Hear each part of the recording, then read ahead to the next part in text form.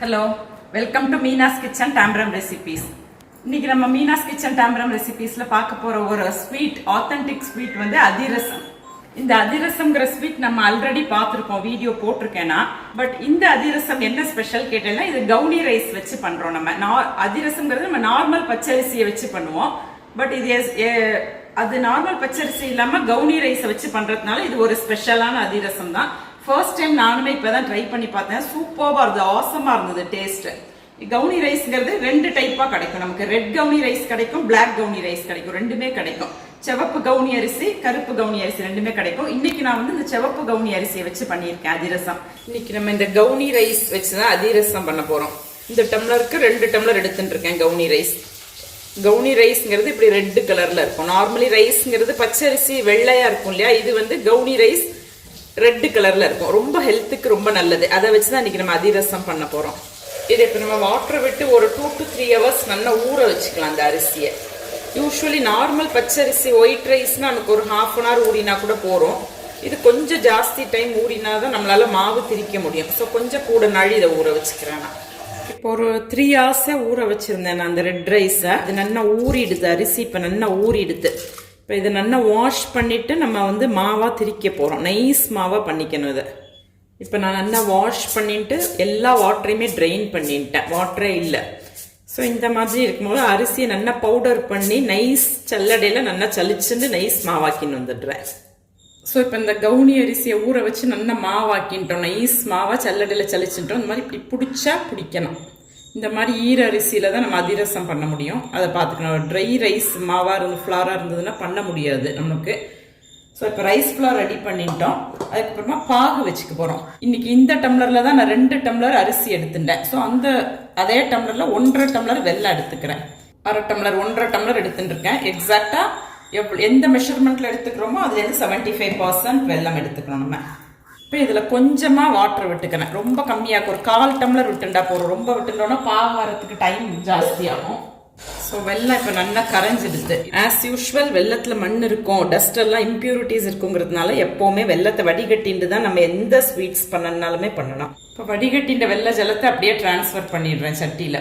இது குயிக்கா பாகாயிடும், ரொம்ப கெட்டி பாகாக வேண்டாம் அதிரசத்துக்கு. ஆல்ரெடி நம்ம பார்த்துருக்கோம் அதிரசத்தோட பாகு. ஸோ மேக்ஸிமம் 5 to 6 minutesல இது ரெடி ஆயிடும். பாகு நல்லா கொதிக்கும் போது நான் ஒரு ஸ்பூன் எள்ளு எடுத்துட்டு இருக்கேன். இன்னைக்கு அதிரசத்துல வந்து எள்ளு போட்டு பண்ண போறேன். ஸோ எள்ளையும் இந்த பாகுல அப்படியே மிக்ஸ் பண்ணிடலாம் நம்ம. பாகு இப்போ இந்த மாதிரி நல்லா கொதிக்க ஆரம்பிச்ச அப்புறமா நம்ம வந்து ஜஸ்ட் ஒரு வாட்டர் கொஞ்சமா ஒரு கிண்ணத்துல எடுத்துன்னு அதில் அப்படி விட்டு பார்க்கலாம். விட்டு கையால் எடுத்து அதை உருட்ட முடிஞ்சதுன்னா அதுதான் எக்ஸாக்டான பக்குவம். பட் இது இன்னும் உருட்டுறதுக்கு வரல நமக்கு. ஸோ இன்னும் ஒரு 2 minutes நம்ம வச்சுக்கலாம் பாகு. இப்போ விட்டு பார்க்கலாம். இந்த ஸ்டேஜில் பாகு விட்டு பார்க்கலாம். நம்ம வாட்டரில் விட்டு அப்படியே நிற்கிறது, பாகு நிற்கிறது, ஓடவே இல்லை. அதை எப்படி கையால் உருட்டி பார்த்தேன்னாக்கா எக்ஸாக்டாக தக்காளி மாதிரி உருண்டு வந்தால் இது எக்ஸாக்டான பக்குவம். ஸோ இந்த ஸ்டேஜில் நம்ம ஸ்டவ் ஆஃப் பண்ணிடலாம். இப்போ பாகு ரெடி பண்ணிட்டோம். பாகுல 1 ஸ்பூன் ஏலக்காயை போட்டு, ஏலக்காய் பவுடர் போட்டுட்டேன் நான். இப்போ நம்ம இதை அப்படியே அந்த மாவில் டிரான்ஸ்ஃபர் பண்ணிடுறோம். இந்த பாகு எடுத்து வச்சுட்டு எல்லா பாகையுமே டிரான்ஸ்ஃபர் பண்ணிட்டு மாவை மிக்ஸ் பண்ணிடலாம். எல்லா பாகையும் டிரான்ஸ்ஃபர் பண்ணிட்டோம் மாவில், அரிசி மாவில். இப்போ இதை நல்லா மிக்ஸ் பண்ணி விட்டுடலாம் நம்ம. இப்போ அந்த மாவை நல்லா கையாலேயே சூடு ஆற கையாலேயே நல்லா மிக்ஸ் பண்ணிட்டேன். நல்லா டைட்டாக இருக்கு.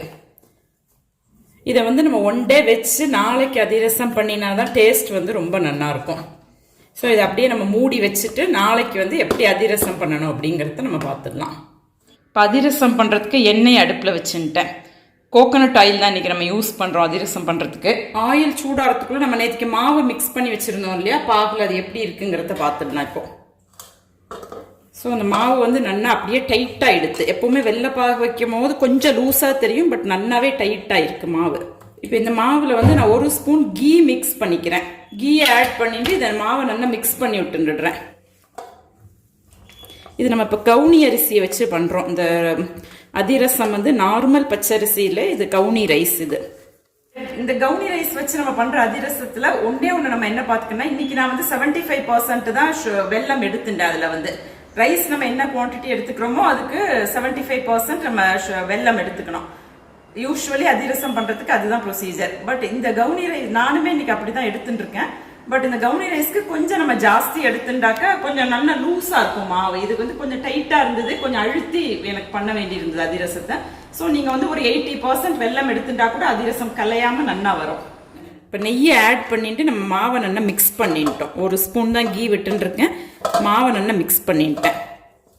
மாவு எக்ஸாக்டான பதத்தில் தான் இருக்கு. இப்போ இன்னைக்கு நம்ம அதிரசம் பண்ணுறதுக்கு பாலித்தீன் ஷீட் எடுத்துட்டு இருக்கேன். ஆக்சுவலி பனானா லீஃப் இருந்தால் ரொம்ப நல்லது, இல்லாதப்போ நம்ம பாலித்தீன் ஷீட் எடுத்துக்கலாம். அதில் கொஞ்சமாக ஆயில் அப்ளை பண்ணிட்டுடலாம், அப்போ தான் ஒட்டாமல் வரும் நமக்கு. ஸோ நல்லா ஆயில் அப்ளை பண்ணிட்டேன். இப்போ இதுலேருந்து ஒரு உருண்டை நமக்கு எந்த சைஸ் ஆஃப் அதிரசம் வேணுமோ அதை பேஸ் பண்ணிட்டு நம்ம உருண்டை பிடிச்சிக்கலாம். எப்போவுமே அதிரச மாவு வந்து கொஞ்சம் நம்ம கையோட சூட்டுக்கு வந்து மெல்ட் ஆகும். அது வந்து அதை வந்து நம்மளோட சைஸுக்கு ஏற்ப அதிரசமாக நீங்கள் இப்படி தட்டி வைக்கலாம். எனக்கு எப்போவுமே இந்த மாதிரி இந்த பாமை வச்சு தட்டுறது வந்து கொஞ்சம் ஈஸியாக இருக்கும். ஸோ நான் எப்போவுமே அதிரசம் தட்டும் போது இந்த மாதிரி பாமை தான் யூஸ் பண்ணுவேன். உங்களுக்கு சப்போஸ் இந்த ஃபிங்கர்ஸ் எக்ஸாக்டாக வந்ததுன்னா அதை வச்சு தட்டிக்கலாம், ஃபிங்கர்ஸ் வச்சு கூட நீங்கள். இப்போ ஆயில் நல்லா சூடாயிடுது. ஸோ நம்ம தட்டி வச்சுருக்கிற அதிரசத்தை அதில் அப்படியே போட்டுடலாம். முள்ள போடணும் எப்போவுமே ஆயிலில். ஸோ இது கொஞ்சம் ஒரு 1/4 நிமிஷத்தில் வெந்து மேலே எழும்பின்னு வரும் அப்படியே. இப்போ இந்த மாதிரி மேலே எழும்பி வரும்போது நம்ம அப்படியே முள்ள திருப்பி போட்டுடலாம். அதை அதர் சைடும் நல்லா வெந்துடும். கொஞ்சம் ஃப்ளேம் வந்து எப்போவுமே சிம்மில் வச்சு தான் அதிரசம் பண்ணணும். ரொம்ப சாஃப்ட் இல்லையா அதிரசம், அந்த அரிசி மாவு வந்து. ஸோ உள்ளுக்குள்ளே நல்லா வெந்து வரணும். அதனால் நம்ம சிம்மில் வச்சு மாத்திரம் தான் இதை பண்ண முடியும். இப்போ ஒன்று போட்டுருக்கோம் இல்லையா, சைடில் இன்னொன்று போட்டுக்கலாம் நீங்கள். இப்போ இது நல்லா வெந்துருது.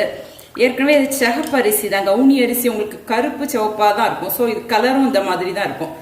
இதை நல்லா ஒரு ஃப்ளாட்டான கரண்டியால் நம்ம நல்லா ஆயிலை வந்து வடித்து அப்படியே பிளேட்டில் ட்ரான்ஸ்ஃபர் பண்ணிக்கலாம். அதே மாதிரி இதை முள்ள அப்படியே திருப்பி போட்டுக்கலாம், ரிவர்ஸ் பண்ணி போட்டுக்கலாம். இது ஒரு 1/2 மினிட்ல நல்லா வெந்துடும். இப்போ எல்லா அதிரச மாவையுமே நம்ம இந்த மாதிரி உருட்டி எடுத்துட்டுலாம். லேசாக கையில் நீங்கள் ஆயில் அப்ளை பண்ணிட்டு மாவை உருட்டி தட்டினா நல்லா வழுவழுன்னு இருக்கும் அதிரசமுமே.